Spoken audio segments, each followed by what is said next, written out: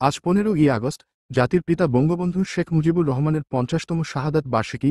এই উপলক্ষে ব্রাহ্মণবাড়িয়া জেলা ছাত্রলীগের সাধারণ সম্পাদক ও সদর উপজেলার সাবেক চেয়ারম্যান শাহাদাত হোসেন শোভনের উদ্যোগে জেলার বিভিন্ন স্থানে দোয়া ও মিলাদ মাহফিল অনুষ্ঠিত হয়েছে। হাজার বছরের শ্রেষ্ঠ বাঙালি জাতির জনক বঙ্গবন্ধু শেখ মুজিবুর রহমানের 50তম শাহাদাত বার্ষিকী উপলক্ষে আমি গভীর শ্রদ্ধার সাথে স্মরণ করি জাতির জনক বঙ্গমাতা সহ 15 আগস্ট নিহত সকল শহীদদেরকে।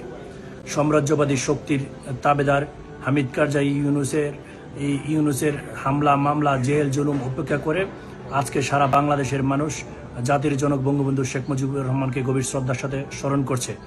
ব্রাহ্মণবাড়িয়াতে যে সকল বীর সহযোদ্ধারা আজকে এই হামলা মামলা জেল জুলুম উপেক্ষা করে জাতির জনককে স্মরণ করে বিভিন্ন আয়োজন করেছেন, দোয়া মিলাদ মাহফিল সহ নানা আয়োজন করেছেন, তাদেরকে আমি সংগ্রামী শুভেচ্ছা জানাই। ধন্যবাদ সবাইকে। জয় বাংলা, জয় বঙ্গবন্ধু।